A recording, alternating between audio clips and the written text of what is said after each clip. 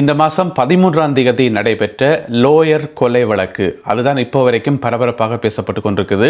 அந்த சம்பவத்தில் ஈடுபட்ட பிரதானமான துப்பாக்கிதாரி கைது செய்யப்பட்டிருக்கார். உங்கள் எல்லாருக்குமே தெரியும். அவர் இப்போ போலீஸுக்கு வாக்குமூலம் கொடுத்திருக்கிறார். அதிர்ச்சியூட்டும் தகவல்கள் எல்லாம் சொல்லியிருக்கின்றார். என்னென்ன எல்லாம் சொல்லியிருக்கிறார், இந்த கொலைக்கான திட்டம் எப்படி போடப்பட்டது, எங்கே ஆரம்பித்து எங்கே முடிஞ்சிருக்கு என்று சொல்லி சகல விவரங்களையும் சொல்லியிருக்கிறார். எனவே அது சம்பந்தமாக விரிவாக விளக்கமாக இந்த காணொளியில் பார்க்க போகின்றோம். அத்துடன் இன்னும் ஒரு சில செய்திகளும் இருக்கின்றன. அத்துடன் கருத்தோவிய பகுதியில் பார்த்தீங்கன்னு சொன்னால் இன்றைக்கு 2 பேர் ரகசியம் கதைக்கினம், முக்கியமான ஒரு ரகசியம் கதைக்கினம். என்ன கதைக்கினம் என்று சொல்லி கருத்தோவிய பகுதியில் பார்க்கலாம். தமிழடியான் சொந்தங்கள் அனைவருக்கும் வணக்கம். வாருங்கள் காணொளிக்குள் போகலாம். இன்று வரைக்கும் நாட்டில் பரபரப்பாக பேசப்பட்டு கொண்டிருக்கிற சம்பவம் சட்டத்தரணியும் அவருடைய மனைவியும் சுட்டுக் கொல்லப்பட்ட அந்த சம்பவம் தான். இந்த மாதம் 13ஆம் தேதி அக்குரேகொட பகுதியில் வைத்து அவர்கள் சுட்டுக் கொல்லப்பட்டிருந்தார்கள். அந்த சட்டத்தரணியினுடைய பேர் புத்திக மல்லவராச்சி. அவரும் அவருடைய மனைவியும் கொல்லப்பட்டிருந்தார்கள். இந்த சம்பவத்தில் 2 துப்பாக்கிதாரிகள் ஈடுபட்டது எங்கள் எல்லாருக்குமே தெரியும். ஒருத்தர் T56 வகை துப்பாக்கியால் சுட்டவர், மற்றவர் ரிவால்வரால் சுட்டவர். இப்போ கைது செய்யப்பட்டிருக்கிற இந்த பிரதானமான துப்பாக்கிதாரி யாருன்னு பார்த்தீங்கன்னு சொன்னால் அந்த T56 வகை துப்பாக்கியை பயன்படுத்தி சுட்டவர் அந்த லோயரை 8 தடவை சுட்டிருக்கிறார். அவர் தான் இப்போ கைது செய்யப்பட்டிருக்கார். அவருடைய பேர் சுனில் ரஞ்சித். சுனில் ரஞ்சித் ஆரம்பத்தில் தகவல்கள் எப்படி வந்தேன்னு சொன்னால் கைது செய்யப்பட்ட கொலையாளி ரோபர்ட் சுரேஷ் என்று சொல்லி இன்னும் ஒரு ஆளும் தேடப்படுறாரு தானே, அவர் தான் கைது செய்யப்பட்டார் என்று சொல்லி. ஆனால் இப்போ வந்திருக்கிற தகவல்கள் என்னென்னு சொன்னால், அதாவது போலீஸார் வெளியிட்டிருக்கிற தகவல் என்னென்னு சொன்னால், கைது செய்யப்பட்டிருக்கிற கொலையாளியினுடைய பேர் சுனில் ரஞ்சித், முன்னாள் இராணுவ வீரர். ஏற்கனவே இராணுவத்திலிருந்து 2009ஆம் ஆண்டு இராணுவத்திலிருந்து விலகின ஒரு ஆள். சரி, இவருக்கும் இந்த கொலைக்குரிய பிரதானமான சூத்திரதாரி இருக்கார் தானே, கரந்தனிய சுத்தா, அவர் இப்போ ஜெயிலுக்குள்ளே இருக்கிறார். அப்போ கரந்தனிய சுத்தாக்கும் இவருக்கும் முதல்ல எப்படி தொடர்பு ஏற்பட்டது, எப்படி பழக்கம் ஏற்பட்டது என்று சொல்லி நாங்கள் பார்த்தோம்னு சொன்னால், அங்கே இருந்தால் இந்த கொலைக்கான திட்டமே ஆரம்பிச்சிருக்குது. 2009ஆம் ஆண்டுக்கு முதல் இவர் இராணுவத்தில் இருக்கக்குள்ள, இராணுவத்தில் பயிற்சி முகாமில் இருக்கக்குள்ள அங்கே பார்த்தீங்கன்னு சொன்னால் கரந்தனிய சுத்தாவும் அங்கே இருந்திருக்கிறார். அதனுடைய அர்த்தம் என்னென்னா, அவரும் இராணுவத்தில் இருந்திருக்கிறார். 2 பேரும் ஒரே பயிற்சி முகாமில் இருந்தபடியா ஒரு ஆளுக்கு ஒரு ஆள் சந்தித்து அறிமுகமாகி கொண்டவையாம் ஆரம்பத்தில். பிறகு 2009ஆம் ஆண்டு இவர் இராணுவத்திலிருந்து விலகி தண்டபாட்டில் இருக்கும்போது கரந்தனிய சுத்தாவும் இராணுவத்திலிருந்து விலகி இருக்கிற பொருளுக்கு விலகி அவர் பாதாள உலக குழுவா மாறி போதைப் பொருள் கடத்தல்கள், ஆட்கொலைகள் என்று சொல்லி பெரிய டானா மாறிட்டார். மாறி ஒரு கட்டத்தில் அவர் கைது செய்யப்பட்டு இப்போ ஜெயிலுக்குள் இருக்கிறார். இவர் என்ன செய்திருக்கார், சுனில் ரஞ்சித், இவரும் தானே சும்மா இருப்பான் என்று சொல்லி போட்டு இராணுவத்திலிருந்து விலகியும் சும்மா இருப்பான் என்று போட்டு தன்னுடைய பங்குக்கு சின்ன சின்ன களவுகள் எடுக்கிறது, சின்ன சின்ன கடத்தல் செய்கிறது, போதைப் பொருட்களை கொண்ட இங்கிருந்து அங்கே கொடுக்கிறது, இந்த மாதிரி சின்ன சின்ன வேலைகள் தன்னுடைய லெவலுக்கு ஏற்றபடி சின்ன சின்ன வேலைகள் செய்து கொண்டு இருந்திருக்கிறார். ஒரு சந்தர்ப்பத்தில் போலீஸால கைது செய்யப்படுறார். கைது செய்து கொண்ட ஜெயிலுக்குள்ள போட்டா அங்க பாத்தீங்கன்னு சொன்னா கரந்தனிய சுத்தாவை மறுபடியும் சந்திக்கிறார். ஏற்கனவே ராணுவ பயிற்சி முகாமில் சந்திச்சவர், அப்போ ஒரு அறிமுகம். பிறகு இங்க பார்த்தா ஜெயிலுக்குள்ள சந்திக்கிறார் கரந்தனிய சுத்தாவை. அதுக்கிடையில கரந்தனிய சுத்தா பயங்கர ஃபேமஸ் ஆயிட்டார். ஏன்னா அவர் பெரிய டான் ஆயிட்டார் தானே. அப்ப கரந்தனிய சுத்தாவை சந்திக்கிறது இவருக்கு ஒரு பெரிய பெருமை மாதிரி. அப்ப போய் சந்திச்சு கதைச்சு அறிமுகமாயிருக்கார். அப்ப கரந்தனிய சுத்தா இவருக்கு சொல்லியிருக்கார், இங்க வேற நீ செய்தது சின்ன குற்றம் தானே, சின்ன களவு தானே செய்திருக்கிற, எனவே உனக்கு பிண கிடைக்கும், எனக்கு பிணையே கிடைக்காது, ஜென்மத்தில் பிணையே தர மாட்டாங்க, அதனால நான் என்ன செய்கிறேன், உன்னை பிணையில் எடுத்து விடுறேன் என்று சொல்லி அவர் ஒரு கதையை சொல்லியிருக்கார். சொன்னது மட்டும் இல்லாமல் பிணையில் எடுக்கிறதுக்கு காசு தேவைப்பட்டதாம். அந்த காசை கரந்தனிய சுத்தாவே இவருக்கு கொடுத்து இவரை பிணையில் எடுத்து வெளியில விட்டாச்சு. அப்ப இவருக்கு பயங்கர சந்தோஷம். அப்ப கரந்தனிய சுத்தாக்கு விசுவாசமா இருக்கணும், என்ன பிணையில் எடுத்து விட்டுட்டார் என்று சொல்லி இவர் வெளியில தெரிஞ்சிருக்கிறார். இப்படி தெரிஞ்சொன்றுக்கேக்குள்ளதான் ஒரு நாள் கரந்தனிய சுத்தா இவருக்கு போன் பண்ணி சொல்றார், இந்த மாதிரி புத்திக மல்லவராச்சி என்று சொல்லி ஒரு லோயர், அவர் தான் என்னுடைய லோயர், என்னுடைய கேஸுகளை ஹேண்டில் பண்ண லோயரே அவர் தான். இப்போ கொஞ்ச காலமாக பார்த்தீங்கன்னு சொன்னால் அவர் என்னுடைய வழக்குகளை எடுக்கிறாரும் இல்லை, எனக்கு உதவி செய்கிறாரும் இல்லை, நான் ஃபோன் அடித்தாலே தூக்குறாரு இல்லை, எனவே அவருக்கு ஏதாவது செய்யணும் என்று சொல்லி கரந்தனிய சுத்தா இவருக்கு ஒரு ஆலோசனை என்று சொல்லியிருக்கார். எனவே அவற்றை கதையை முடிப்போம் என்று சொல்லி, அது மட்டும் இல்லாமல் இன்னும் ஒரு சில கதைகள் சொல்லியிருக்கார். தன்னுடைய தேசிய அடையாள அட்டை இலக்கம், பாஸ்போர்ட் நம்பர், மற்ற சில ரகசியங்கள் எல்லாமே அந்த லோயருக்கு தெரியும். அந்த ரகசியங்களை அவர் லொக்கு பெட்டிக்கு சொல்லி கொண்டிருக்கிறார். இப்போ லொக்கு பெட்டியினுடைய லொக்கு பெட்டின்றது இன்னும் ஒரு ஆள், அவரும் வெளிநாட்டில் கைது செய்யப்பட்டு இப்போ இலங்கையில் சிறையில் இருக்கக்கூடிய ஒரு பாதாள உலக குழு உறுப்பினர். இப்போ லொக்கு பெட்டியினுடைய கேசுகளை தான் இவர் எடுக்கிறாரே தவிர என்னுடைய கேசுகளை எடுக்கிறார் இல்லை.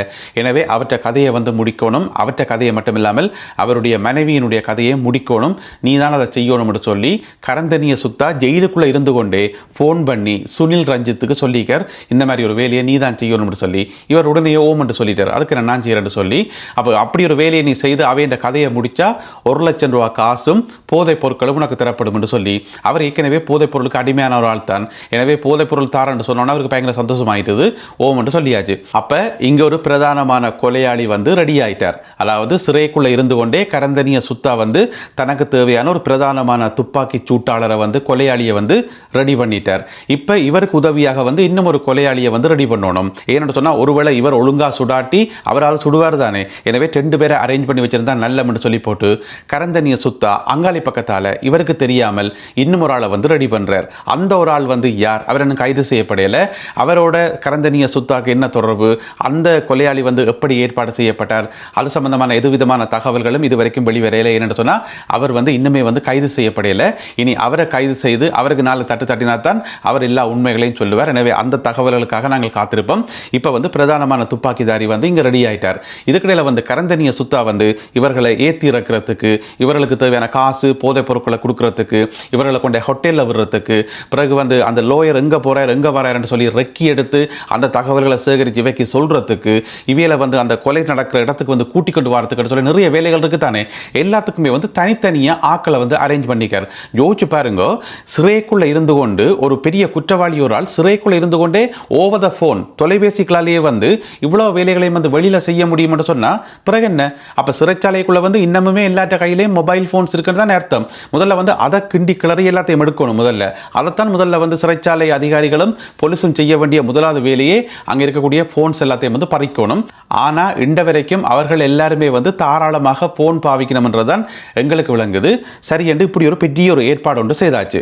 அப்ப அன்றைக்கு சம்பவம் நடந்த அன்றைக்கு வந்து ஒரு கார்ல ஏறி இந்த 3 பேரும் பெரியணும். ஒரு கார் டிரைவர், அவர் தான் வாகனத்தை ஓடிக்கொண்டு போறார். கார் அந்த வெள்ள நிற காரை, பின்னுக்கு 2 கொலையாளிகள் இருக்கணும். அப்புறம் காருக்குள்ள 3 பேர் இருக்கணும் தானே. பிரச்சனை என்னன்னு சொன்னா அந்த 3 பேருக்குமே ஒரு ஆள் தெரியாது. இவர் வந்து பிரதானமான துப்பாக்கிதாரி கையில வந்து T56 வச்சுக்கார். இவருடைய பேர் வந்து சுனில் ரஞ்சித். பக்கத்தில் ஒருத்தர் இருக்கார் கையில ரிவால்வரோட. அவர் ஆரண்டு இவருக்கு தெரியாது, இவர் ஆரண்டு அவருக்கு தெரியாது. இவர்கள் 2 பேரை மேத்தி கொண்டு போற அந்த டிரைவர் ஆரண்டு இவை 2 பேருக்குமே தெரியாது. இப்படியே போய் கொண்டிருக்கணும். ஏன்னு சொன்னா சொல்லப்படுற கட்டளைக்கு வேலை செய்யறதா வேண்டிய வேலையை தவிர இவர் யார் அவர் யார் அவர் சோமா இருக்கிறாரா இவருக்கு என்ன பேர் சொல்லி அதெல்லாம் தேவையில்லைன்னு சொல்லி போட்டு பேசாம இருந்திருக்கணும். அப்ப வந்து அங்கால பாத்தீங்கன்னு சொன்னா இவர்களுக்கு உதவி செய்யறதுக்கு 2 சகோதரர்கள் வந்து ஈடுபட்டு அவர்கள் ஏற்கனவே கைது செய்யப்பட்டிருக்கணும் தானே. அவர்களை பற்றின முழுமையான தகவல்கள் எல்லாமே வந்து ஏற்கனவே நாங்கள் வேற காணொலிகளில் பார்த்துருக்கிறோம். அப்ப அவியல் சொல்ல அவியல் செய்திருக்கணும். இத்தனை மணிக்கு இந்த இடத்துல இந்த லோயர் வந்துட்டார், போய் சுடண்டோன்னு காரால வலிக்கிட்டு வந்து போய் சுட்டிருக்கணும். இதுதான் நடந்த சம்பவம். அப்படி சுட்டா பிறகு சம்பவம் எல்லாம் நடந்து முடிஞ்சா பிறகு அதே கார்ல ஏறி கொட்டாவ பகுதிக்கு போயிருக்கணும். கொட்டாவ பகுதியில் போனோடனே அந்த கார்ல இருந்து 2 பேருமே இறங்கினோம். துவக்க வந்து காருக்குள்ளேயே வச்சு போட்டு இவியல் வெளியில் இறங்கிட்டோம். அந்த கார் வந்து அந்த துவக்கையும் கொண்டு எங்கேயோ போயிட்டுது. அதுக்கு பிறகுதான் அந்த கார் வந்து வேறொரு இடத்துல வந்து எரிந்த நிலையில வந்து மீட்கப்பட்டது. ஒரு காட்டு பகுதிக்குள்ள வச்சு இந்த கேப்புக்குள்ள வந்து இவியலை இறக்கி விட்டுட்டு அந்த எரிஞ்ச இடத்துக்கு கார் போற அந்த கேப்புக்குள்ள வந்து அந்த 2 துவக்குகளையும் வந்து வேறொரு காருக்கு மாத்திருக்கணும். இப்ப அந்த வேறொரு கார் யார், அதை ஓடிக்கொண்டு வந்தால் யார், அதில் சம்பந்தப்பட்ட ஆட்கள் யாருன்னு சொல்லி போலீசார் இப்பொழுது தீவிரமாக தேடிக்கொண்டிருக்கிறார்கள். சரியென்று கொட்டாவ பகுதியில் இறக்கிவிடப்பட்ட இந்த பிரதானமான கொலையாளியும் மற்றவரும் வந்து இப்ப வேற திசை நோக்கி போயினோம். 2 பேரையும் ஒரு ஆளுக்கு ஒரு ஆள் தெரியாதானே.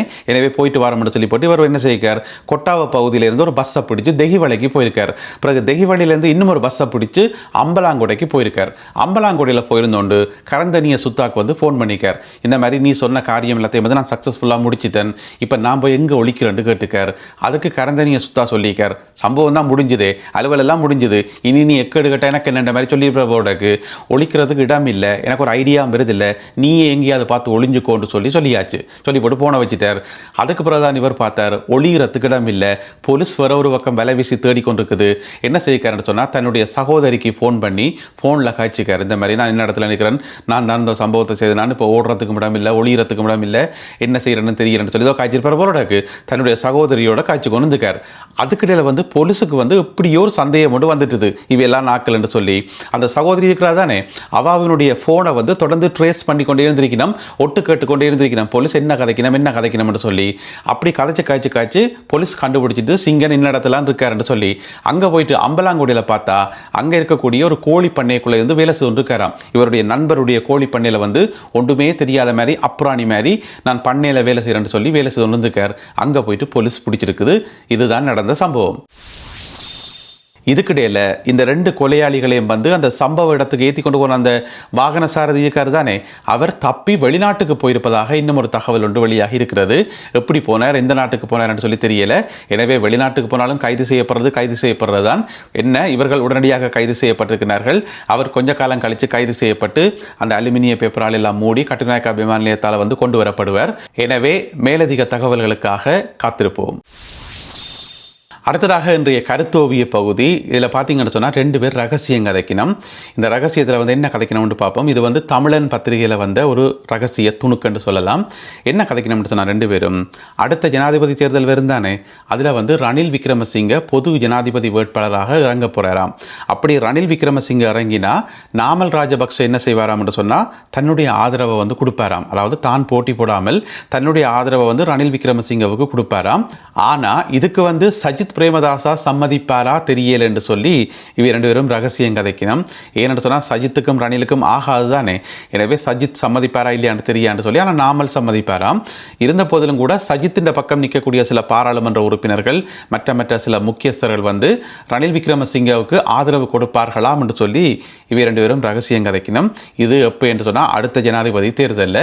எனவே இது தமிழன் பத்திரிகையில் வந்த ஒரு ரகசிய துணுக்கு. இந்த ஒரு துணுக்கு மற்றும் இன்றைய காணொலியில் பகிர்ந்து கொள்ளப்பட்ட செய்திகள் தொடர்பான உங்களுடைய கருத்துக்களை மறக்காமல் கீழே எழுதுங்கள். மீண்டும் சந்திப்போம் உறவுகளே. நன்றி, வணக்கம்.